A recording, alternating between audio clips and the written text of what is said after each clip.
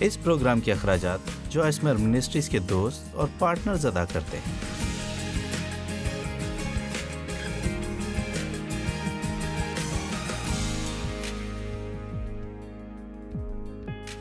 میں ایک سیریز پر کام کر رہی ہوں جس کو میں بیٹھو، اٹھو، چلو، بھاگو کہتی ہوں۔ بائبل در حقیقت ہمیں یہ چاروں کام کرنے کے لیے کہتی ہے۔ مسیح میں بیٹھے رہنا جس کا مطلب ہے خدا کے آرام میں داخل ہونا، اس قسم کا آرام جس کے بارے میں پترس آج صبح بات کر رہا تھا جب وہ ہمیں نصیحت کر رہا تھا۔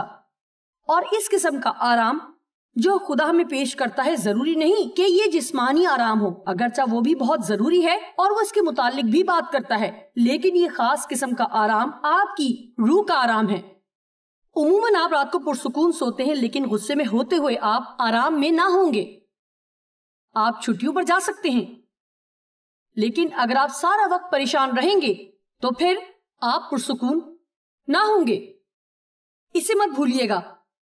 اور سب کچھ جو بھی ہم اپنی زندگی میں کریں آرام حاصل کرنے کے نقطۂ نظر سے کریں۔ میں آج صبح یہاں اوپر کام کر رہی ہوں، لیکن میں خدا میں آرام کر رہی ہوں۔ اور اب غور کریں لفظ آرام، پترس نے آپ کو تھوڑی تفصیل بیان کی، لیکن اس کے بارے میں یونانی وائن ڈکشنری میں بھی لکھا ہوا ہے کہ جو آرام خدا ہمیں بخشتا ہے وہ کام سے آرام نہیں مگر وہ کام میں آرام ہے۔ کتنے اپنے بچوں کی پرورش آرام میں کرنا چاہیں گے؟ آپ میں سے کتنے اس قسم کی دنیا میں رہنے کے قابل ہونا چاہتے ہیں مگر آرام میں، اور ہر ایک بات کی پریشانی اور ہر چیز کے لیے فکر مند ہوئے بغیر؟ پال اور لیزا، آپ کا کیا خیال ہے؟ کیا آپ جوائل کے ساتھ مل کر آرام میں اس چرچ کی خدمت کرنا چاہتے ہیں؟ اور آپ جانتے ہیں چرچ میں بھی اور چرچ کے اندر بھی ایسی بہت سی چیزیں ہیں جن سے آپ پریشان ہو سکتے ہیں، کیونکہ آپ جانتے ہیں چرچ میں دکھی اور پریشان لوگ ہی آتے ہیں۔ آمین۔ میں سمجھتی ہوں بہت سے لوگ مسیح کو قبول کرتے ہیں اور پھر انہیں کہا جاتا ہے کہ انہیں کچھ کرنے کی ضرورت ہے، انہیں خدا کی طرف سے خواب یا رویا ملتی ہے اور پھر اسی وقت ان کی نئی پیدائش ہوتی ہے۔ کچھ ہی ہفتوں میں وہ خدا کی دوڑ میں بھاگنا چاہتے ہیں۔ آپ اس وقت تک ایسا نہیں کر سکتے جب تک آپ نے بیٹھنا نہیں سیکھا۔ میں آپ کو سمجھانے کے لیے ایک نمونہ دیتی ہوں۔ تو مائک، اگر آپ ایک دم سے بھاگو گے، یہ میرے اسٹاف کے پاسٹر ہیں، مائک شیپرڈ۔ تو مائک، اگر آپ لیٹ جائیں، میری قوت دیکھ رہے ہیں؟ میں یہ خود کیا کرتی تھی، لیکن اب میں نے سوچا کہ یہ کسی اور سے کروایا کروں گی۔ تو بچے لیٹنے سے شروع کرتے ہیں۔ ہم جب خدا کی بادشاہی میں داخل ہوتے ہیں تو لیٹے ہوتے ہیں۔ ہم سب کر چکے ہیں، ختم کر چکے ہیں، اب خود سے کچھ بھی نہیں کر پا رہے۔ آپ کی زندگی خراب ہو چکی ہے، آپ کو خدا کی مدد کی ضرورت ہے۔ مسیحی بچے ہوتے ہوئے ہم لیٹے رہنے سے شروع کرتے ہیں۔ ہمیں کسی کی ضرورت ہوتی ہے کہ وہ ہمارے لیے سب کچھ کرے، مگر مسئلہ یہ ہے کہ 30 سال سے نجات یافتہ ہوتے ہوئے بھی آپ لیٹے ہوئے ہیں۔ آمین۔ اب میں آپ کو دیکھنا پسند کروں گی۔ پاسٹر مائک، اسی حالت سے بھاگنے کی کوشش کریں۔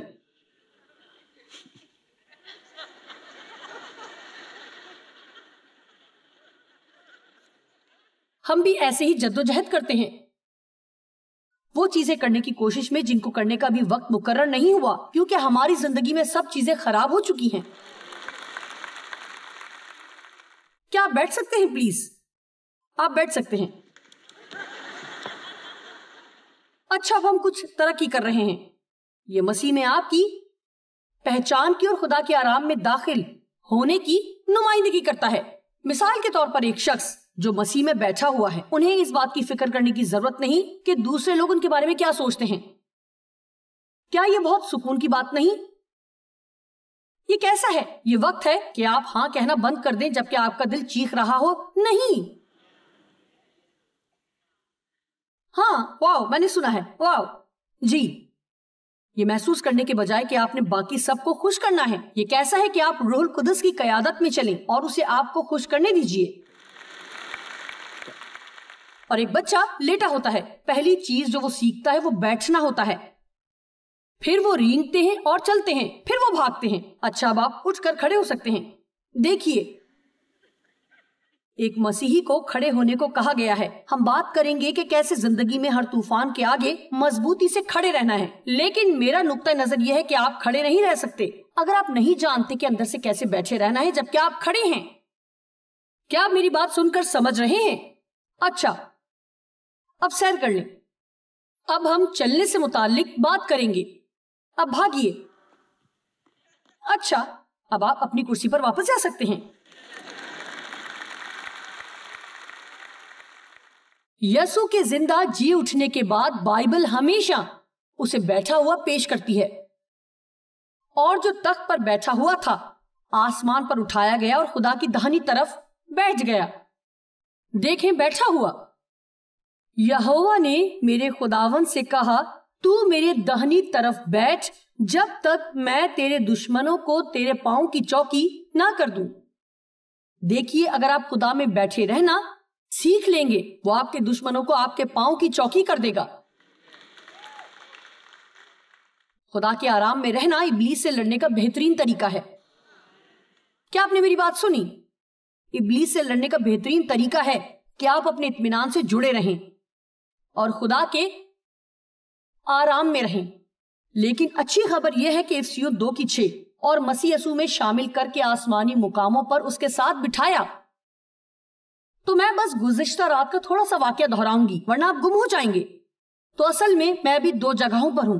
मैं यहां इस प्लेटफॉर्म पर हूं, मैं चल फिर रही हूं, लेकिन अंदर से मैं मसीह के साथ हूं, आसमानी मकामों पर बैठी हुई हूं। मैं आपको नहीं बता सकती कि अब ये मेरे लिए कितना आसान है बनिस्बत उसके जब मैंने 40 साल पहले शुरू किया था, और मैं इस बारे में इतनी फिक्रमंद थी कि सब मेरे कलाम के बारे में क्या सोचेंगे। मैं परेशान थी। क्या मेरे पास खुदा की तरफ से दुरुस्त कलाम था? क्या मेरे पास सही चीज थी? और रहम, मेरे कलाम सुनाते हुए अगर कोई चला जाता, ये मेरे लिए कुछ दिनों की अजियत बन जाता था। चलिए, लेकिन देखें, मैं अब ऐसा नहीं सोचती और पहले की तरह नहीं करती। गुज़िश्ता रोज भी चंद लोग उठकर चले गए। मैं सोचती थी शायद किसी की तबीयत ठीक नहीं होगी। आप अच्छा सोच सकते हैं जब आप जानते हैं कि खुदा के आराम में कैसे दाखिल होना है। आप हमेशा मनफी की तरफ नहीं जाते, आप मस्बत की तरफ जाते हैं और बेहतरीन पर ईमान रखते हैं। तो हम आज सुबह खड़े रहने से मुतालिक बात करेंगे, क्योंकि बतौर मसीही हम सबको बहुत देर तक खड़े रहने की जरूरत है। हम मजबूती से खड़े रहते हैं और हम खुदा का इंतजार करते हैं ताकि वो हमारी जिंदगी में हमें मौके दे, और वो मौके आएंगे। खुदा को देर नहीं होगी, लेकिन मैंने ये गौर किया है कि वो जल्दी भी नहीं करता। क्या किसी ने खुदा के बारे में गौर किया है? क्या आपको कभी कभार ताज्जुब नहीं होता अगर आप आखिरी लम्हे में आ जाएं? आप 3 महीने पहले ये क्यों नहीं कर सके ताकि मुझे सबसे गुजरना ना पड़ता? वो हमें सबसे गुजरने देता है जब तक हम उस मकाम पर नहीं पहुंच जाते जहां हम कहें मैं मजीद इस सबसे नहीं गुजरूंगी। मेरा इतना तजर्बा हो चुका है कि वो खुद आकर मुझे इससे निकाल लेगा। मैं नहीं जानती कब, मगर मैं जानती हूँ कि वो आएगा तो मैं बढ़ती जाऊंगी और इंतजार करने के साथ साथ अपनी जिंदगी से लुत्फ अंदोज होंगी।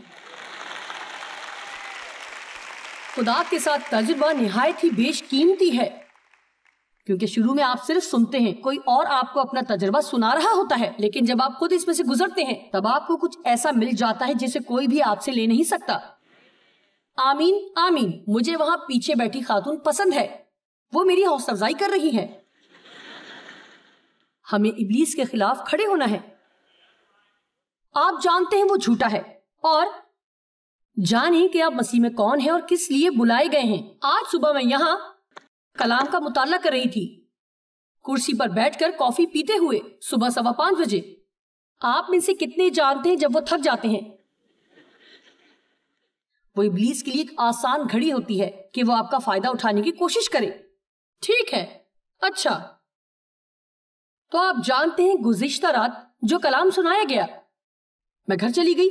मैं आज सुबह उठी और मुझे लगा 5 बज गए और काम में मसरूफ हो गई, और फिर मुझे एहसास हुआ कि अभी तो 4 बजे हैं, और कहा हालेलुया, मुझे बिस्तर पर जाकर सोने के लिए एक और घंटा मिल गया है। ये एक बड़ा तोहफा पाने जैसा है।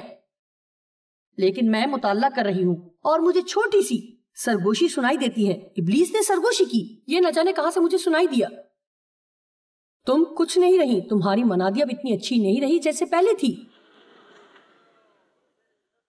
اچھا دیکھیں، چونکہ میرا خدا کے ساتھ تجربہ ہے، میں جانتی تھی کہ یہ ابلیس ہے. مجھے نہیں لگتا کہ وہ خدا تھا. مجھے یہ یقین نہیں تھا، ایک لمحے کے لیے بھی ایسا نہیں لگا. آمین. اور تب ہی آپ خدا کے آرام میں داخل ہو سکتے ہیں جب آپ جانتے ہیں کہ آپ کون ہیں. آپ جانتے ہیں خدا کیسے کام کرتا ہے. اگر خدا بتانا چاہتا تھا کہ میں ختم ہو چکی ہوں، وہ یقیناً مجھے اس دوران نہیں کہے گا جب میں یہاں آ کر کلام کی منادی کرنے کا مطالعہ کر رہی ہوں. ہمیں ابلیس کے جھوٹ کی پہچان کرنے کی ضرورت ہے، کیونکہ بہت سے لوگ دھوکہ کھاتے ہیں. وہ ایسی باتوں پر یقین رکھتے ہیں جو بالکل بھی سچ نہیں ہیں. لیکن اگر آپ کسی ایسی چیز پر یقین رکھتے ہیں، بے شک وہ سچ نہیں ہے، وہ آپ کے لیے سچ بن جاتی ہے. یہ آپ کی حقیقت ہے. ابلیس کو یہ کہنا سیکھیں، تو جھوٹا ہے، خاموش ہو جا. آمین. اب کیا یہ بے وقوفی نہیں؟ تمہارا کام ختم ہو چکا ہے. تمہاری منادی پہلے جیسی نہیں رہی. آپ جانتے ہیں ہر بار آپ بہتر سے بہتر ہوتے جاتے ہیں.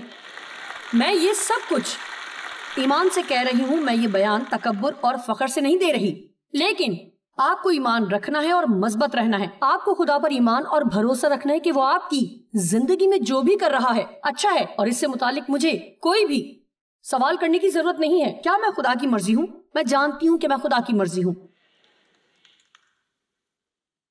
ہم مضبوطی سے کھڑے ہیں اور ایمان کی کشتی لڑ رہے ہیں. پہلا تیموتھیوس 6:12. ایمان کی اچھی کشتی لڑ. آپ جانتے ہیں ایمان کیا ہے؟ ایمان خدا پر پورے طور پر بھروسہ رکھنا ہے. یہ اندیکھی چیز پر یقین کرنا ہے، کیونکہ یہ خدا کے کلام میں وعدہ کیا گیا ہے. لیکن کبھی کبھار ہمیں لڑنا پڑتا ہے، اور کبھی کبھار وہ اچھی کشتی جو ہمیں لڑنی ہے جسم کی کشتی نہیں ہوتی بلکہ روح کی کشتی ہوتی ہے. کیا کسی کو یہ سمجھ آیا؟ مثال کے طور پر آپ اس شخص کو بدل نہیں سکتے جس کے ساتھ آپ کی شادی ہوئی ہے. اس کشتی کو لڑنے کی بھی ضرورت نہیں. اب آپ ان کے لیے دعا کر سکتے ہیں، لیکن صرف یہ دعا نہ کریں کہ خدا ان کو تبدیل کرے. دعا کریں کہ خدا آپ کو بھی تبدیل کرے، اور عاجزی سے کہیں کہ شاید مجھ میں اس شخص سے زیادہ مسائل ہیں جس کے لیے میں دعا کر رہی ہوں. چلیے روح میں لڑو. اس اچھی کشتی کو لڑو، ایمان کی کشتی. دوسرا تیموتھیوس 4:7. میں اچھی کشتی لڑ چکا، میں نے دوڑ کو ختم کر لیا. میں بھی اپنی دوڑ کو ختم کرنا چاہتی ہوں. میرے بچوں کو یہ پسند نہیں جب میں یہ کہتی ہوں، لیکن مجھے یہ امید ہے کہ جب خدا مجھے اپنے پاس بلائے تو میں منادی کر رہی ہوں. یہ باقی سب کے لیے اچھا نہیں ہوگا، لیکن مجھے یہ پسند ہے. کیا یہ جاننے کا بہت اچھا طریقہ نہیں ہوگا؟ میں سمجھتی ہوں یہ بہت عمدہ ہوگا. وہ کام جس کے لیے آپ بلائے گئے تھے اور جو کام کرنا آپ کو پسند تھا. اور جیسا کہ آپ جانتے ہیں میں کوئی درد نہیں چاہتی. میں نے خدا کو بولا ہے کہ میں ان لوگوں کی طرح بننا چاہتی ہوں جو بس بغیر درد کے چلے گئے. اپنی دوڑ ختم کرنے کے لیے ہمیں طاقتور ہونے کی ضرورت ہے، لیکن کچھ نہیں، اس سب میں سے کچھ نہیں ہوگا. آپ دشمن کا سامنا نہیں کر سکیں گے. آپ ایمان میں چل نہیں پائیں گے. آپ آج دوپہر تک انتظار کریں. بائبل ہمیں بہت سی چیزیں بتاتی ہے. محبت میں چلنا، ایمان میں چلنا، اطمینان میں چلنا. آپ جانتے ہیں مسیح کی طرح چلنا. ہمیں چلنا ہوگا. چلنا، یہ وہ تمام فیصلے ہیں جو ہم نے اپنی زندگی میں کیے ہیں، مگر ہم وہ کر نہیں سکتے جب تک ہم پہلے بیٹھنا نہ سیکھ لیں. آپ جانتے ہیں کیوں؟ کیونکہ جب آپ چلنا شروع کرتے ہیں تو آپ گر جائیں گے. اگر آپ نہیں جانتے کہ مسیح میں کیسے بیٹھے رہنا ہے، اور جب آپ گر جائیں گے تو آپ کی مذمت کی جائے گی، اور مسیح میں ہوتے ہوئے آپ اس ساری خرابی کو چھوڑ کر اٹھ کھڑے ہوں گے اور دوبارہ چلنے لگیں گے. آپ جب بھی غلطی کرتے ہیں یا کچھ خراب کر دیتے ہیں تو آپ میں سے کتنے اس مذمت اور سب خرابی سے نکلنا چاہتے ہیں؟ خدا رحم کر. میں نے یہ کرتے ہوئے بہت سال ضائع کیے. یوحنا 5 باب میں ایک آدمی ہے، میں اکثر اس کی نشاندہی کرتی ہوں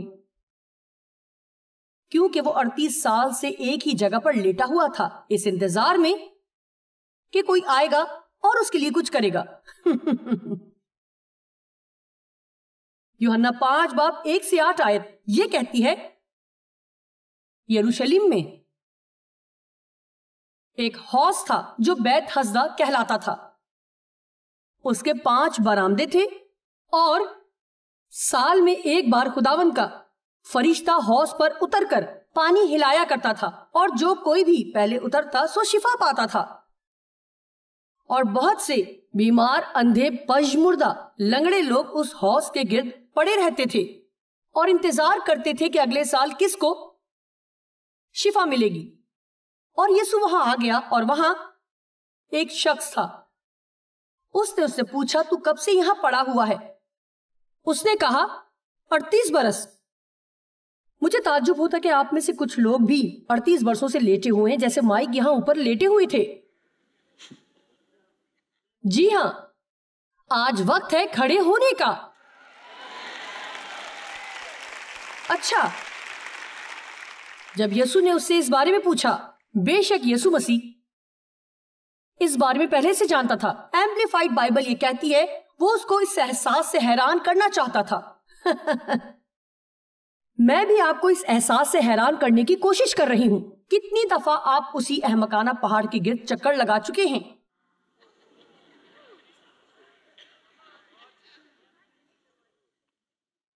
कोई इससे आगे बढ़ना चाहता है? अगली चीज की जानिब बढ़े जो खुदा ने आपके लिए आपकी जिंदगी में रखी है। और फिर यीशु ने उससे सवाल किया। उस बीमार ने उसे जवाब दिया, ऐ खुदावन, मेरे पास कोई आदमी नहीं कि जब पानी हिलाया जाए तो मुझे हौज में उतार दे, बल्कि मेरे पहुंचते पहुंचते दूसरा मुझसे पहले उतर पड़ता है। चलिए, किसी को तो ये समझना चाहिए, ये शख्स खुद तरसी से भरा हुआ था और वो किसी और का मुंतजिर था कि जो उसके लिए सब कुछ करे। मैंने कहा वो किसी और का मुंतजिर था जो उसके लिए सब कुछ करे। जी, किसी और का मुंतजिर था। किसी और का इंतजार करना छोड़ दें कि वो आपको खुश करे और बस खुश रहने का फैसला करें। दूसरे लोगों से तवक्को रखना छोड़ दें कि वो आपके लिए खुदा से सुने।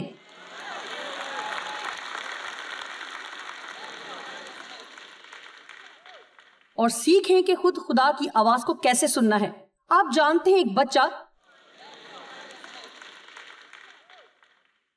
जब वो चलना शुरू करता है वो किसी चीज का सहारा लेने को तरजीह देता है, और हम भी उस जैसे ही हैं। और शुरू में सहारे की जरूरत होती है। आप चाहते हैं कि लोग आपकी मदद करें और फिर जब आप मुसीबत में पड़ जाएं, आप किसी को बुलाते हैं, आपको हौसला अफजाई की जरूरत पड़ेगी। लोगों को हमेशा आपको सहारा देना पड़ेगा, लेकिन एक वक्त आएगा जब खुदा उन सब सहारों को आपकी जिंदगी से निकाल फेंकेगा और आपको खुद दुश्मन का सामना करना होगा और मजबूती से खड़े रहना सीखना होगा और फिर दूसरे लोगों के लिए भी दिलेरी से खड़े रहना होगा।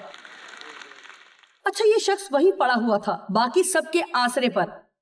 दूसरे हमेशा मुझसे पहले उतर जाते हैं। अच्छा, क्या आप जानते हैं मैं क्या समझती हूँ? मैं समझती हूँ 38 वर्षों में अगर मैं भी चल ना सकती तो फिर भी मैं हिलजुल तो सकती थी। मेरा मतलब 38 बरस। चलिए, यकीनन वो 38 वर्षों में हिलजुल कर हौज के किनारे तक पहुंच सकता था और वो ये रवैया रख सकता था कि वो अगले साल जब वो फरिश्ता आएगा मैं सबसे पहले हौज में उतरूंगा या मैं कोशिश करते हुए वहां पहुंचूंगा। और क्या आप जानते हैं यीशु ने उससे क्या कहा?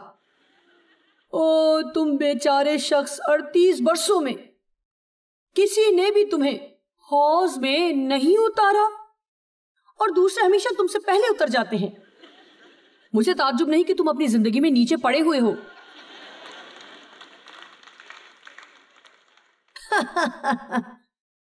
उठ जा। आप जानते हैं यीशु ने क्या कहा? उठ जा। बाइबल में एक बड़ा फजाइया निशान है। और फिर उसने कहा, अपनी चारपाई उठाकर चल फिर। मुझे पसंद है कि ना सिर्फ खुदा चाहता है कि हम उठ खड़े हों, वो चाहता है कि हम अपनी उस गंदगी को साफ करें जो हमने इतने बरस बेकार पड़े रहकर फैलाई है।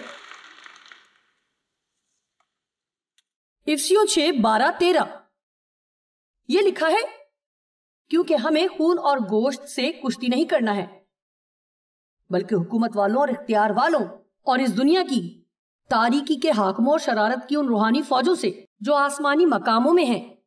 तो हम जंग लड़ रहे हैं, हम जंग में हैं, मगर ये रूहानी जंग है, ये कुदरती जंग नहीं है। आप इब्लीस को कैसे मार सकते हैं? आप उसे मुक्का बनाकर मार नहीं सकते, आप उसका गला नहीं दबा सकते, आप उसको बेहोश नहीं कर सकते। हमें उससे रूहानी तरीके से लड़ना है। 13वीं आयत कहती है, इस वास्ते तुम खुदा के सब हथियार बांध लो ताकि बुरे दिन में آپ کو مصیبت میں پڑنے تک کا انتظار نہیں کرنا. آپ خدا کے ہتھیار پہنے. آپ کو ان ہتھیاروں کو ہر وقت پہنے رہنا ہے. اور خدا ہمیں جو ہتھیار دیتا ہے وہ روحانی ہتھیار ہیں. یہ بالکل بھی ویسا ہتھیاروں والا لباس نہیں ہے جیسا سپہ سالار پہنتے ہیں. یہ سچ ہے. بائبل فرماتی ہے سچائی سے اپنی کمر کس لو.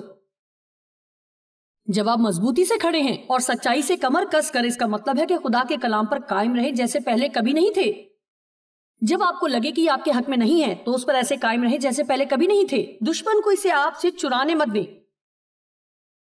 رومیو 8 باب میں لکھا ہے ہم تو ذبح ہونے والی بھیڑوں کے برابر گنے گئے ہیں، مگر ان سب حالتوں میں اس کے وسیلہ سے جس نے ہم سے محبت کی ہم کو فتح سے بھی بڑھ کر غلبہ حاصل ہوتا ہے. اسے ہمیشہ یاد رکھیں جب آپ ذبح ہونے والی بھیڑوں کے برابر گنے جاتے ہیں. آپ میں سے کچھ ابھی اس جگہ پر موجود ہیں. جب آپ کسی کو بتاتے ہیں جو ایماندار نہیں ہے کہ آپ کو فتح حاصل ہوئی ہے اور انہیں آپ ٹھیک نہیں لگتے اور انہیں ایسا لگتا ہے کہ اچھا کچھ بھی کام نہیں کر رہا. آمین. ابلیس بھی یہی چاہتا ہے کہ آپ اس بات پر یقین رکھیں کہ کچھ بھی کام نہیں کر رہا. آپ اپنا وقت ضائع کر رہے ہیں. آپ سچائی سے کمر کس کر کہتے ہیں میرا موقع بھی آئے گا، خدا وفادار ہے.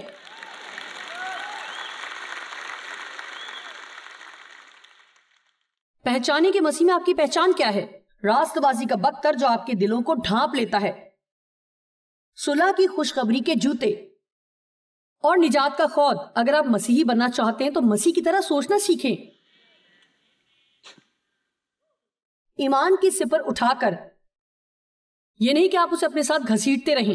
جب وہ جلتے ہوئے تیر آئیں گے آپ اسے اوپر اٹھائیں. جیسے میں نے صبح کہا کہ ابلیس نے مجھے کہا کہ اب تم پہلے کی طرح منادی نہیں کرتی ہو، اور میں نے روح میں ہو کر اپنے ایمان کی سپر اٹھا کر کہا جھوٹے، اور اپنے مطالعے میں لگ گئی. آمین. اور دیکھیں میں آپ کو یہ باتیں بتاتی ہوں کیونکہ میں چاہتی ہوں کہ آپ جانیں کہ کوئی فرق نہیں پڑتا کہ آپ خدا کے ساتھ کب سے چل رہے ہیں. دشمن آپ سے پھر بھی جھوٹ بولنے کی کوشش کرتا رہے گا. یہ کم اور زیادہ کے درمیان ہو سکتا ہے، لیکن میں اس کے بارے میں سوچتی ہوں اور میں سوچتی ہوں کہ یہ کس قدر حیرت انگیز ہے. اتنے سالوں بعد اور ہزاروں پیغامات جن کی منادی میں نے کی، ان سب کے باوجود بھی میرے مطالعے کے درمیان ہی کیوں؟ کیا میں اس طرح کا کچھ سنوں گی؟ کیونکہ ابلیس جھوٹا ہے اور وہ ہمیشہ آپ کو بتانا چاہتا ہے. اب یہ سنیے، خود پر شک کریں یا اپنے کاموں پر. چلیے ہمارے پاس یہاں 3 خوش لوگ موجود ہیں. اگر آپ دھیان نہیں دیں گے آپ مجھے پرجوش کر دیں گے. او میرے خدا، ہمارا خدا کے ساتھ چلنا ایک سفر ہے. روح کی تلوار. آپ روح کی تلوار کو چلاتے ہیں جو کہ خدا کا کلام ہے. اس کا مطلب ہے کہ جب آپ تپتی ہوئی جنگ میں ہوں خدا کا کلام بولیں اور سب چیزوں کو دعا سے ڈھانپ دیں. اور مجھے دعا بہت پسند ہے. دعا کی سادگی اور قوت. آرام میں رہنا کتنا خوشگوار ہے، اور سب چیزوں کے لیے دعا، اور بس آگے بڑھتے جائیں اور زندگی کا لطف اٹھائیں جب خدا آپ کے مسائل کو حل کر رہا ہو. دعا ہرگز بھی ایسی چیز نہیں جو ہم پر فرض کی گئی ہے. یہ ہماری زندگیوں میں ایک بہت بڑا اعزاز ہے. ہمیں انتظار کرتے وقت کھڑے رہنا ہے. مرکز 11 باب 23ویں آیت کہتی ہے، یسوع نے جواب میں ان سے کہا خدا پر ایمان رکھو. میں تم سے سچ کہتا ہوں کہ جو کوئی اس پہاڑ سے کہے تو اکھڑ جا اور سمندر میں جا پڑ، اور اپنے دل میں شک نہ کرے بلکہ یقین کرے کہ جو کہتا ہے وہ ہو جائے گا، تو اس کے لیے وہی ہوگا. اس لیے میں تم سے کہتا ہوں کہ جو کچھ تم دعا میں مانگتے ہو یقین کرو کہ تم کو مل گیا اور وہ تم کو مل جائے گا. دوسرا ترجمہ یہ کہتا ہے کہ آپ وہ حاصل کر لیں گے. تو آپ مانگیں، آپ یقین رکھیں گے کہ وہ آپ کو مل جائے گا جو آپ کو ابھی تک نظر نہیں آ رہا. یہ آپ کے دل میں ہے اور پھر وہ آپ کو مل جائے گا. لیکن یہاں اس نے ایک چھوٹی سی چیز چھوڑ دی ہے، اور میں نہیں جانتی کہ اگر آپ کو ابھی تک اس کا پتہ لگا یا نہیں. وہ آپ کو یہ نہیں بتاتا کہ آپ کو وہ سب کب ملے گا. میری طرف دیکھیں، خدا آپ کو کبھی نہیں چھوڑے گا. اگر آپ اپنے ایمان سے نہیں ہٹیں گے خدا آپ کو کبھی نہیں چھوڑے گا. آج کسی کو یہ سننے کی ضرورت ہے. وہ شاید ویسا نہ کرے جیسا آپ اس سے چاہتے تھے، لیکن اگر وہ نہیں کرے گا تو وہ کچھ ایسا بہتر کرے گا کہ بس آپ اس قدر ہوشیار نہیں کہ یہ جان سکیں کہ ابھی وہ مانگنا کیسے ہے۔ خدا وفادار ہے، یہ بس ایک گیت نہیں ہے جو ہم گاتے ہیں، اس کی وفاداری عظیم ہے، وہ وفادار ہے۔